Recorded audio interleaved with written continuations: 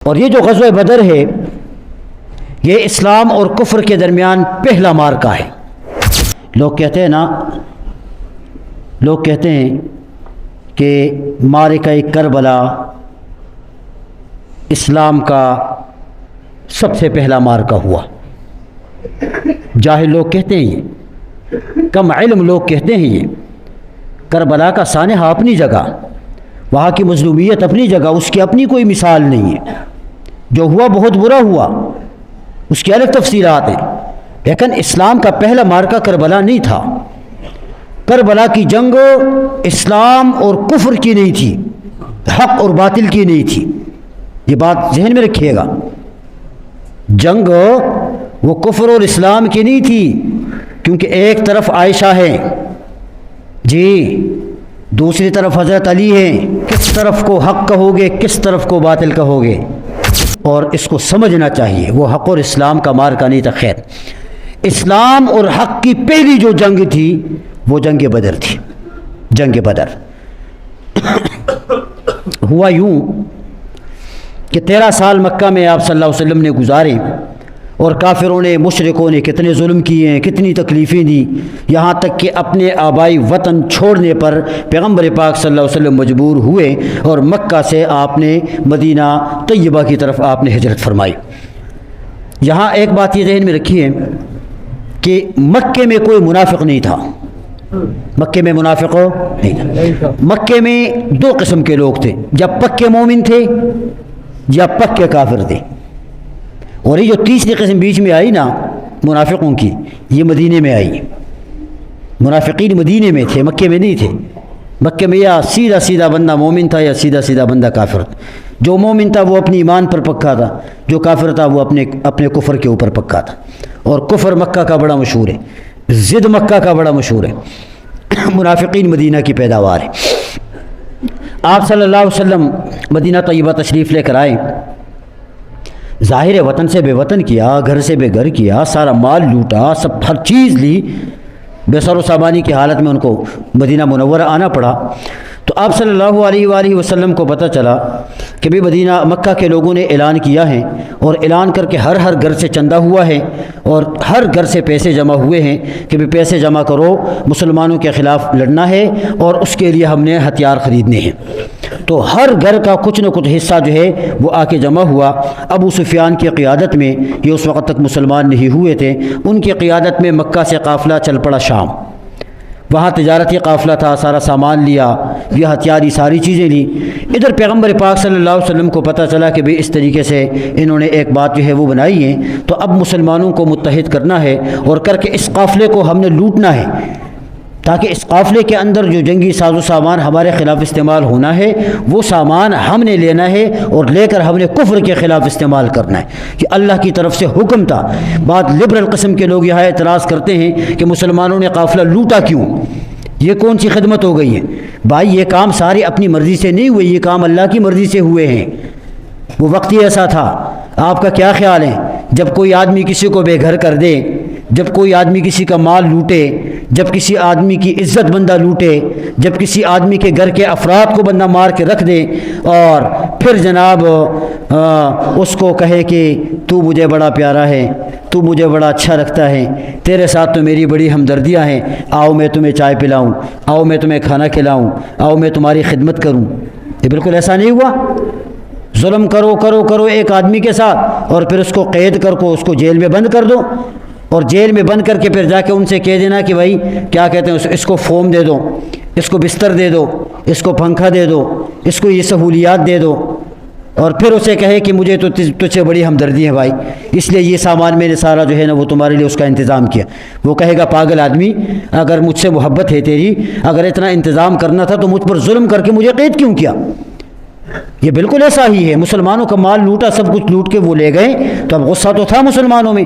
اب اللہ کی طرف سے حکم ہوا کہ بھئی اس قافلے کو لوٹنا ہے، لوٹ کے اس کے مال کو لینا ہے، غنیمت کے طور پر مال مسلمانوں میں تقسیم کر کے دینا ہے۔ ادھر کیا ہوا، ابو سفیان اپنا قافلہ لے کے واپس آ رہا ہے، ابھی شام کے راستے سے مکہ آ رہا ہے، مدینہ کے راستے سے وہ آ رہا ہے۔ پیغمبر پاک صلی اللہ علیہ وسلم نے 2 جاسوسوں کو روانہ کیا کہ بھی جاؤ ذرا دیکھو حالات کا جائزہ لو، قافلہ آ رہا ہے، پھر دیکھو رپورٹ دو کیا ہے کیا نہیں۔ جاسوسی ایک نظام ہوا کرتا تھا، آج کل بھی ہوتا ہے۔ تو یہ دو جاسوس جو ہے یہ تشریف لے کر گئے ایک جگہ پر، انہوں نے پڑاؤ ڈالا ایک چشمے پر، اور وہاں دیکھا تو دو لوگ تھے پانی پلانے والے۔ خیر انہوں نے پانی پیا اور پی کر وہاں سے وہ نکل کر چلے گئے۔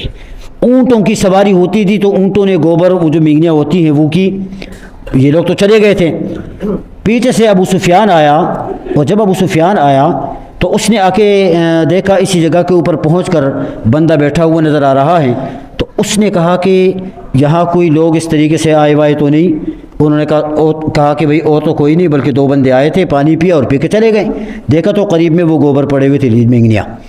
جب اس کو لیا نا تازہ، اس کو کاٹا، کاٹنے کے بعد اس میں اس سے گٹھلی نکلی، اور جب وہ گٹھلی اس نے سونگھی نا تو کہا کہ بھئی اس سے مدینہ کی خوشبو آ رہی ہے، اور یہ محمد مصطفیٰ کے جاسوس ہیں، یہ ہمارا پیچھا کر رہے ہیں۔ سمجھدار تو تھے وہ، تو اس لیے پھر یہاں سے نکلے اور نکل کر اپنے قافلے کی طرف چلے گئے۔ پھر مدینہ کی طرف اپنے قافلے کو لے کے نہیں آئے، شام کی طرف سے آئے، پھر ادھر سے یمبو، اور پھر سمندر کے کنارے چل چل کے اس طریقے سے جو ہے وہ مکہ میں وہ داخل ہوئے۔ قافلہ بخیر مکہ، بخیریت مکہ جو ہے وہ پہنچ گیا۔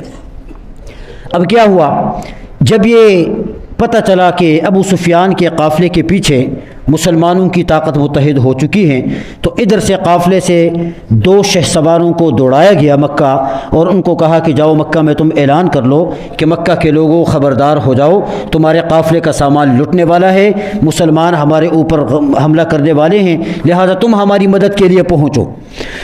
اب مکہ کے اندر جب یہ آواز لگ گئی تو لوگ تیار ہوئے، لیکن جو سب سے بڑا پورے غزوہ بدر کے اندر کردار ادا کیا ہے نا اسلام کے خلاف، یہ ابو جہل نے ادا کیا ہے۔ ابو جہل نے اب انہوں نے لوگوں کو جمع کیا، اور جمع کر کے لوگوں سے کہا کہ بھی چلو تم تیار ہو جاؤ، کس کس کا سامان ہے وہ سارے لوگ آ جائیں، تیار ہو جائیں، تاکہ اپنے قافلے کی اپنے سامان کی حفاظت وہ کر لیں۔ اس طریقے سے کر کر کے تقریباً 1000 کا دستہ انہوں نے تیار کر لیا۔ یہ ساری باتیں تیاری کے ادھر مکمل ہو گئی، اتنے میں ابو سفیان کا قافلہ مکہ پہنچ گیا۔ اب جب مکہ پہنچ گیا تو کافروں کا جو ایک سردار تھا نا، اس میں عتبہ یہ ذرا مزاجاً نرم آدمی تھا تو کافروں کا سردار، بدر میں مارا گیا، جہنم واصل ہوا، لیکن طبعاً اور طبیعتاً یہ بندہ نرم تھا۔ انہوں نے حکیم ابن حزام، حضرت خدیجۃ الکبریٰ رضی اللہ تعالیٰ عنہ کے بھائی ہیں، وہ آئے اور آ کر انہوں نے عتبہ سے کہا کہ بھی بات اصل یہ ہے کہ ایک تو قافلہ خیریت کے ساتھ پہنچ گیا، اب جس کام کے لیے جانا تھا وہ کام تو خیریت کے ساتھ مکمل ہو گیا، تو اب خواہ پنگا لینے کی کیا ضرورت ہے، جنگ کرنے کی ضرورت کیا ہے؟ تم نے اپنے ایک بندے ابن خزرمی کا بدلہ لینا ہے، خون ان کا لینا ہے، تو میں تمہیں مشورہ دیتا ہوں کہ اگر تم معاف کر دو تو بہتر ہے، کوئی ایسی بات نہیں ہے، خواہ جنگ تو نہیں لمبی چلی جائے گی۔ انہوں نے کہا تو عتبہ نے کہ ٹھیک ہے، میں تمہاری اس بات سے اتفاق کرتا ہوں، لیکن ایسا کرو کہ ابو جہل کے پاس جا کے ان کو راضی کرو، کیونکہ وہ بادشاہ ہے بڑا، اگر وہ راضی ہو جاتے ہیں لوگوں کو سمجھانے میں آسانی ہو جائے گی۔ حکیم ابن حزام ابو جہل کے پاس چلا، ابو جہل کے پاس جا کر ان کو کہا کہ بھئی بات یہ ہے کہ آپ کی کوششیں ہو رہی ہیں کہ مسلمانوں کے خلاف متحد ہو کر حملہ کیا جائے، لیکن جس مقصد کے لیے ہم جنگ کے لیے جا رہے تھے وہ مقصد تو ہو گیا پورا مکمل، قافلہ خیریت کے ساتھ آ گیا، اللہ خیر صلاح، آگے جا کے جنگ کرنے کی ضرورت نہیں ہے۔ تو ابو جہل نے یہاں حکیم ابن حزام سے کہا کہ تم بڑے بے وقوف قسم کے آدمی ہو، اور جس نے تمہیں بھیجا ہے وہ بھی بزدل قسم کا آدمی ہے۔ اس نے کہا مجھے تو عتبہ نے بھیجا ہے، کہا عتبہ بھی بڑا بزدل آدمی، عتبہ بھی بڑا بزدل آدمی ہے۔ خیر یہاں سے حکیم ابن حزام چلا گیا، عتبہ کو انہوں نے رپورٹ دے دی، عتبہ آئے اور آ کر انہوں نے کہا، مکہ میں چوک میں کھڑے ہو کر کفار کو جمع کر کے انہوں نے کہا کہ بات یہ ہے کہ قافلہ ہماری خیریت کے ساتھ پہنچ چکا ہے، مقصد حل ہوا ہے، اب مسلمانوں سے لڑنے کی ضرورت نہیں ہے، اگر تم محمد مصطفیٰ کو، مصطفیٰ تو مانتے نہیں تھے، محمد ابن عبداللہ مانتے تھے صلی اللہ علیہ وسلم، اگر محمد ابن عبداللہ کو تم مغلوب کرنا چاہتے ہو تو اگر یہ کام تمہاری جگہ پر مدینہ والے کر دے تو تمہارا تو مقصد پھر بھی حل ہو جائے گا، اور اگر وہ غالب آ جاتے ہیں تمہارے اوپر تو تم مغلوب ہو جاؤ گے، تو پھر تمہیں اور اذیت کے اندر جو ہے مبتلا ہونا پڑے گا، اس لیے میرا مشورہ یہ ہے کہ بھئی یہ قدم نہ اٹھاؤ، اس کو ختم کرو، لڑائی نہ لڑو۔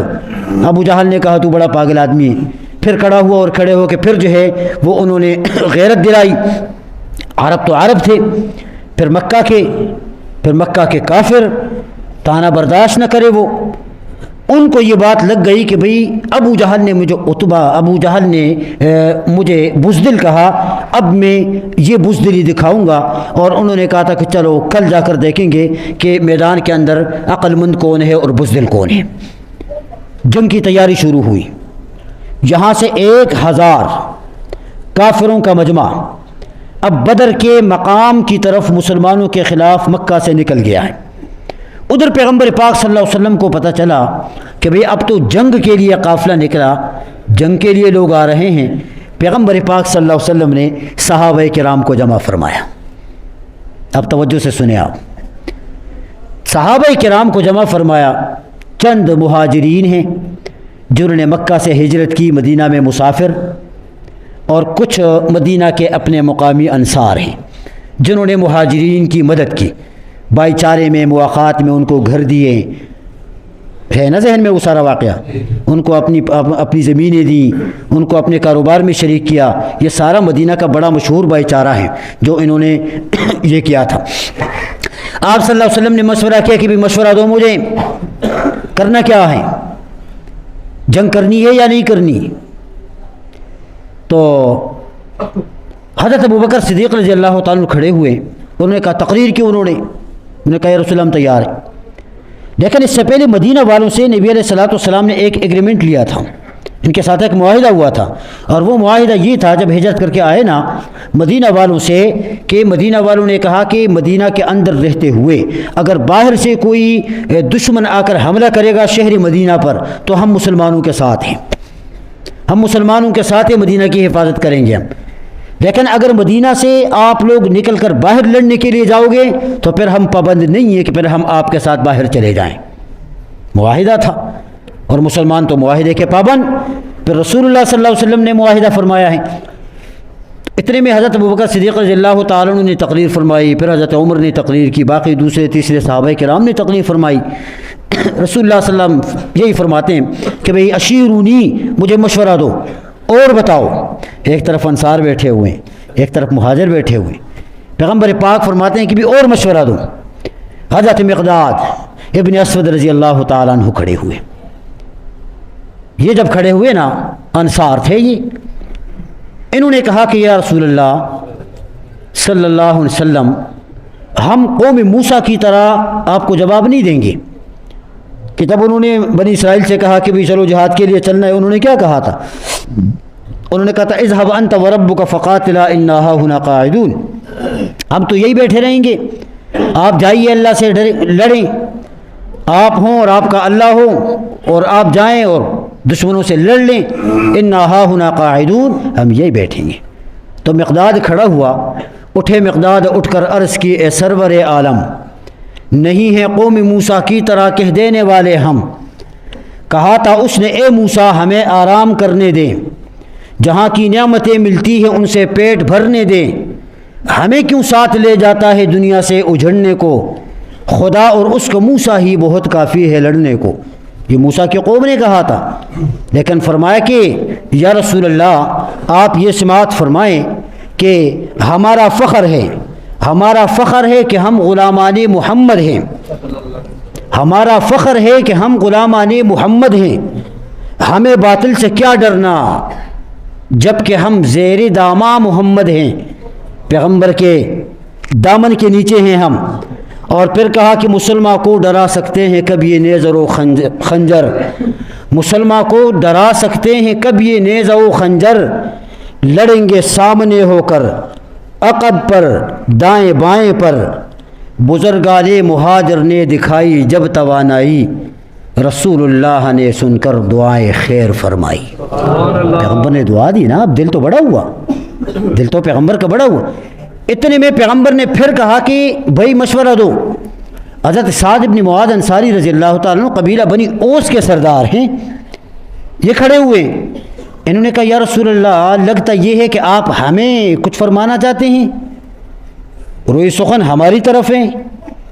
تو آپ صلی اللہ علیہ وسلم نے فرمایا کہ ہاں تو انہوں نے کہا کہ بھائی ہم تو یہ سمجھ رہے تھے کہ ہمارے مہاجر بھائیوں نے تقریریں فرمائی، بس ہماری آواز تو ان کی آواز کے اوپر ہیں، جو ان کا کہنا ہے وہ ہمارا کہنا ہے، یا رسول اللہ ہم تو تیار ہیں، لیکن اگر آپ کا سخن ہماری طرف ہے اور آپ یہ چاہتے ہیں کہ ہم کچھ اپنا اظہار کریں، تو پھر جن الفاظ کے ساتھ ساتھ معاذ رضی اللہ تعالیٰ نے اظہار کیا ہے کہ خدا نے ہم غریبوں پر عجب احسان فرمایا کہ ختم المرسلی اس شہر میں تشریف لے آیا، جہاں میں اس سے بڑھ کر کوئی عزت مل نہیں سکتی، کسی کو بھی ابد تک اب یہ دولت مل نہیں سکتی، خدائے پاک کے فرمان پر ایمان لائے ہم، رسول اللہ پر قرآن پر ایمان لائے ہم۔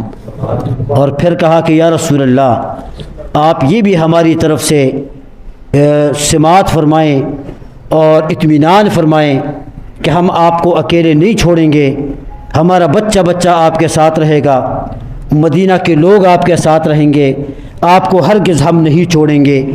پھر کہا کہ تعالی اللہ یہ شیوان ہی ہے با وفاؤں کا، پیا ہے دودھ ہم لوگوں نے غیرت دار ماؤں کا، صداقت دیکھ کر رکھا تھا ان قدموں پر سر ہم نے، کہ مانا آپ کو روشن دلائل دیکھ کر ہم نے، قسم اللہ کی جس نے نبی مبعوث فرمایا، سبھی کچھ پا لیا جس وقت ہم نے آپ کو پایا، اور گدائی آپ کے در کی ہماری بادشاہی ہے، ہمیں تو آپ کا ہی کہنا وحی الہی ہے۔ ہمیں تو لمبے چوڑے کی ضرورت نہیں ہے، آپ حکم فرمائیں، ہم انشاءاللہ تیار ہیں۔ تو پیغمبر پاک صلی اللہ علیہ وسلم پھر بڑے خوش ہوئے، اور بڑے خوش ہو کر پیغمبر پاک نے پھر دعا فرمائی انصار کے لیے اور مہاجرین کے لیے، اور اس کے بعد پیغمبر نے کہا کہ بھی ابھی نکلو، نکل کر جو ہے وہ لڑنا ہے۔ یہ اسی طریقے سے اس معرکے کا جو ہے وہ آغاز ہوا، اور جب آئے نا کافر بدر کے مقام پر، ادھر سے آپ صلی اللہ علیہ وسلم اور صحابہ کرام، لیکن آپ یہ بھی اندازہ کریں کہ یہ بڑی عجیب لڑائی ہے، بڑی عجیب لڑائی میں مد مقابل دشمن ہوا کرتے ہیں، لیکن یہ ایک ایسی عجیب لڑائی ہے کہ اس میں ایک طرف باپ ہے تو دوسری طرف بیٹا ہے، ایک طرف چچا ہے دوسری طرف بھتیجا ہے، ایک طرف ماموں ہے دوسری طرف بھانجا ہے، ایک طرف بھائی ہے دوسری طرف بھائی ہے، اور ایک دوسرے کے مخالف لگے ہوئے ہیں۔ عجیب لڑائی نہیں ہے؟ کتنا اللہ نے امتحان لیا ان ہستیوں کا، اور کس طریقے سے اللہ پاک نے ان کو کامیاب کر دیا۔ بدر کی اس لڑائی کا جو ایک فلسفہ ہے وہ یہی ہے کہ اللہ صحابہ کرام کی عظمت کو اٹھانا چاہتے ہیں، صحابہ کی عظمت کو بتانا چاہتے ہیں۔ انہوں نے باپ ہونے کا پرواہ نہیں کیا، بیٹے کی پرواہ نہیں کی، رشتہ داری کی پرواہ نہیں، جہاں اللہ کا حکم آیا، جہاں رسول کا حکم آیا چل پڑے بھائی، باپ کے گلے کٹے، بھائیوں کے گلے کٹے، بیٹوں کے گلے کٹے، دیکھ رہے ہیں، خوش ہو رہے ہیں وہ کہ ہم نے اللہ کے دشمن کو واصل جہنم کر دیا۔ عبد الرحمن حضرت ابو بکر صدیق رضی اللہ تعالیٰ کا بیٹا ہے، ایک موقع آیا، آ کر جب دیکھا نا مسلمانوں کی طرف سے سیدنا صدیق اکبر رضی اللہ تعالیٰ کھڑے تلوار ہاتھ میں، اور ادھر سے بیٹا عبد الرحمن کافروں کی طرف سے بچ کے دیکھتا ہے نا، سامنے باپ آ جاتا ہے پھر بچتا ہے، باپ آ جاتا ہے پھر بچتا ہے۔ بعد میں جب اللہ پاک نے دولت اسلام سے نوازا تو ایک مرتبہ بیٹھے ہوئے تھے، اپنے باپ سے کہا کہ ابا یاد ہے آپ کو بدر والے دن آپ میری تلوار کے سائے میں آئے تھے، لیکن میں نے باپ ہونے کا خیال کیا اس لیے میں نے آپ پہ ہاتھ نہیں اٹھایا۔ سیدنا صدیق اکبر رضی اللہ تعالیٰ فرمانے لگے کہ تو نے تو باپ اور بیٹے کو دیکھا، اگر تو میری تلوار کے نیچے آتا رب کعبہ کی قسم تیرا سر تیرے تن سے الگ کر کے رکھ دیتا، پرواہ نہیں کرتا۔ حضرت حذیفہ باپ ان کا مر گیا، مارا گیا وہ، اور جب بدر کے کنویں میں ڈالا جا رہا تھا نا تو وہ کھڑے ہو کے دیکھ رہے ہیں، بڑے افسردہ ہیں، پیغمبر کے بڑے جلیل القدر صحابی ہیں۔ آپ صلی اللہ علیہ وسلم نے جب چہرہ پڑھا نا حذیفہ کا رضی اللہ تعالیٰ عنہ، تو آپ نے فرمایا کہ حذیفہ لگتا ہے اپنے باپ کی موت پر غمگین ہو۔ اس نے کہا یا رسول اللہ ایسی بات نہیں ہے، میں اس پہ غمگین نہیں ہوں کہ باپ مر گیا، میں اس پہ غمگین ہوں، بڑا دانا آدمی تھا، سمجھدار تھا، دانشور آدمی تھا، اور میں آج کل کے انتظار میں تھا کہ اللہ ان کو اسلام کی دولت کی توفیق دے دے تاکہ یہ اسلام قبول کر کے اپنی صلاحیت کفر کی جگہ اسلام کے اوپر خرچ کر دے. بس مجھے صرف اس چیز کا غم کھایا جا رہا اور کچھ نہیں. مر گیا تو مر گیا، ختم. الحمدللہ کفر کا ایک نمائندہ زمین سے چلا گیا اور زمین صاف ہو گئی. یہ بڑی کہہ رہا ہوں کہ بڑی عجیب جنگ تھی یہ، جہاں اس طرح ہوا. اور اس طرف مسلمانوں کی طرف سے 313 لوگ ہیں اور دوسری طرف سے کتنے؟ 1000. کوئی تک ہے؟ 313 1000 اور 200 گھوڑے، 200 کچھ زریں، کچھ خوراک اور کچھ نہیں بے سر و سامانی کے عالم میں. ایک صحابی کہتے ہیں کہ میں لڑ رہا تھا میرے ہاتھ تلوار ٹوٹ گئی. میں کہ آپ صلی اللہ علیہ وسلم سے کہا کہ یا رسول اللہ تلوار تو ٹوٹ گئی، میں کیا کروں گا؟ آپ کے ہاتھ میں چھڑی تھی، اپنی چھڑی مبارک مجھے پکڑا دی اور کہا کہ جاؤ اس سے لڑو. اور کہتا ہے کہ جب میں اس سے لڑنے لگا تو وہ چھڑی تلوار بن گئی. تلوار بن گئی. حضرت زبیر تھے یہ. اور پھر وہ چھڑی آئی ابو بکر کے پاس، عمر، عثمان، علی، معاویہ، حسن، حسین، چلتے چلتے چلتے عبداللہ ابن زبیر رضی اللہ تعالیٰ عنہ پر آ کر وہ چھڑی ختم ہوئی. وہ اتنی بابرکت تھی کہ وہ چھڑی مستقل تلوار بن گئی تھی. تو یہ 313. اب آپ یہ اندازہ کریں گے کہ 313 لوگ 1000 کو شکست کیسے دے سکتے ہیں؟ 313 1000 کو شکست نہیں دے سکتے. یہ اللہ کی مدد رہی. اللہ قرآن کریم میں بڑی تفصیلی باتیں ہیں. میں مختصراً 1-2 منٹ میں کرتا ہوں، وقت ختم ہے. لیکن اس کا موضوع پھر پورا سال چلتا نہیں ہے، موضوع کے مناسبت سے ہیں، تو اس لیے میں چاہتا ہوں کہ میں اس کو ختم ہی کر لوں. آپ 2-4 منٹ تشریف رکھیں گے، انشاءاللہ آپ کو ثواب بھی ملے گا. سنیں گے تو ایمان بھی تازہ ہوگا. یہ پیغمبر پاک کی اصل سیرت یہی ہے بھائی. پیغمبر پاک کی سیرت یہ نہیں ہے کہ حلوے بناؤ، مٹھائیاں تقسیم کرو. ہاں یہ کہتے ہیں کہ آپ صلی اللہ علیہ وسلم نے حلوہ کھایا تھا، حلوہ بڑا پسند تھا. حلوہ پسند تھا لیکن احد میں دانت بھی توڑوائے تھے. اور سیرت کا مطالعہ اگر آپ کریں، یقین کریں، پوری تاریخ کی کتابوں کے اندر، حدیث کی کتابوں کے اندر پیغمبر پاک کی سیرت کا سب سے زیادہ حصہ آپ کو ملے گا جہاد کے میدان میں ملے گا. اصل سیرت پیغمبر کیجیے. اس کو محدثین نے باب السیر میں ذکر کیا ہے. اردو میں اس کو سیرت کہتے ہیں. سیر جہاد سے ہیں، جہاد کو کہتے ہیں. جتنی بھی تاریخی واقعات جتنی بھی آئے ہیں نا، وہ سارے جہاد ہی سے متعلق ہیں، اور رسول اللہ صلی اللہ علیہ وسلم کی زندگی اسی طرح اس میں گزری ہے. تو یہ جو 313 کو اللہ پاک نے غلبہ عطا فرمایا ہے، ایک جگہ قرآن کہتا ہے کہ بھائی تمہاری نظروں میں ہم نے ان کو کم دکھایا اور ان کی نظروں میں ہم نے تمہیں کم دکھایا. اب مسلمانوں کی نظروں میں ان کو کم کیوں دکھایا؟ اس لیے حکمت تو یہی ہے نا. اس لیے کم دکھایا کہ 313 کھڑے ہیں، 1000 کھڑے ہیں. اب 313 جب دیکھیں گے کہ بھی وہ 1000 ہیں تو ان کے اوپر روب آئے گا نہیں آئے گا؟ کمزوری آئے گی نہیں آئے گی؟ اس لیے اللہ نے ان کو بھی کم کر کے دکھایا ان کی نظروں میں کہ بھی جتنے ہم ہیں تو اتنے وہ ہیں. اسی لیے تو حضرت عبداللہ بن مسعود رضی اللہ تعالیٰ فرماتے ہیں کہ میرے برابر میں ایک صحابی کھڑا ہوا تھا.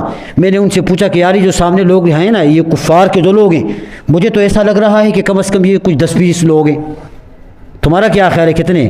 اس نے جب دیکھا تو اس نے کہا نہیں، مجھے ایسا لگ رہا ہے کہ یہ کوئی 100 لوگ ہیں. حالانکہ 100 نہیں تھے، وہ کتنے تھے؟ 1000 تھے. اللہ نے کم کر کے دکھایا. اور ان کی نظر میں مسلمانوں کو بھی کم کر کے دکھایا. کیوں؟ اس لیے کم کر کے دکھایا کہ اگر ان کی نظر میں تعداد مسلمانوں کی ان سے زیادہ دکھائی جاتی تو پھر ان کے اوپر روب آ جاتا، وہ بھاگ جاتے. اللہ چاہتا تھا کہ بھئی یہ میدان تک پہنچ جائیں، یہ اپنی قتل کی جگہ تک پہنچ جائیں اور سسک کر وہاں پر مر جائیں، اور صحابہ کرام کو عظمتیں اللہ پاک عطا کر دے. اس لیے ان کی نظروں میں ان کو بھی کم کر کے دکھایا کہ بھئی ہم تو اتنی بڑی جماعت کے لوگ ہیں، یہ تو صاحب نے اتنے سے لوگ ہیں، یہ تو ہب کریں گے تو یہ ختم ہو جائیں گے. ایسا ہی ہوا. اور جب بدر کا میدان سجا نا، آپ صلی اللہ علیہ وسلم کے برابر میں حضرت علی رضی اللہ تعالیٰ کھڑے. حضرت علی رضی اللہ تعالیٰ نے پوچھا آپ صلی اللہ علیہ وسلم سے کہ یا رسول اللہ یہ ہوا کا جھونکا کیسے آیا؟ بھوم ایسا بھوم، یہ کیسا آیا؟ تو آپ صلی اللہ علیہ وسلم نے فرمایا کہ علی، جبریل 500 فرشتوں کے ساتھ میدان بدر میں اتر آیا ہے. 500. پھر تھوڑی دیر کے بعد ایک جھونکا آیا، بھوم. پھر حضرت علی رضی اللہ تعالیٰ نے پوچھا یا رسول اللہ اب یہ کیا مسئلہ ہے؟ آپ نے فرمایا میکائیل 500 کی جماعت لے کر آ گیا ہیں. 500 کی. اب فرشتے نورانی کبھی فرشتے نے تلوار ہاتھ میں، ان کا کام ہی نہیں ہے۔ فرشتوں کا کیا کام ہے؟ لڑنا، جھگڑنا، کسی کو مارنا، قتل کرنا، ان کا تو کام اللہ کی اطاعت ہے۔ وہی تو فرشتے ہیں کہ جب پیدا کیے تو اللہ پاک نے آدم علیہ السلام کے سامنے چیزیں رکھی فرشتوں کے سامنے، اور اللہ نے پوچھا بتاؤ کیا کیا نام ہے، اس کو کیا کہتے ہیں، اس کو کیا کہتے ہیں، اس کو کیا کہتے ہیں؟ کیا کہا تھا فرشتوں نے؟ سبحانک لا علم لنا، اللہ ہمیں اس کا علم نہیں ہے۔ فرشتوں کو کیا پتہ بیچاروں کو؟ اللہ ان سے یہ کام لینا چاہتا تھا اور دکھانا چاہتا تھا اپنی قدرت کو کہ اللہ کم لوگوں کو زیادہ لوگوں کے اوپر غلبہ عطا فرمائیں گے۔ اور آج اگر اسلام مٹ جائے نا، قیامت تک اسلام کا نام باقی نہ رہے۔ یہ پیغمبر نے اس موقع پر دعا فرمائی تھی، دعا فرما رہے تھے اللہم ان تہلک ہذہ العصابہ لا توبۃ ابدا، کہ اگر یہ مٹھی بھر جماعت آج ہلاک ہو گئی نا تو اللہ قیامت تک کوئی تیرا نام لینے والا نہیں ہوگا۔ تو اللہ نے ان کو اٹھانا تھا صحابہ کرام۔ یہ سخت مرحلے گزرے ہیں، اور یہ مرحلے گزرے ہیں رمضان کے اندر ہی، سخت گرمی کے اندر ہی۔ صحابہ کرام نے اس طریقے سے ہجرتیں فرمائی، اس طریقے سے صحابہ کرام گئے وہاں تک، اور جا کر انہوں نے وہ قربانیاں دی، اور وہ وہاں پر جا کر انہوں نے شہادتیں ان کو ملی، جس کی وجہ سے اللہ نے اسلام کو بچایا۔ اور آج بھی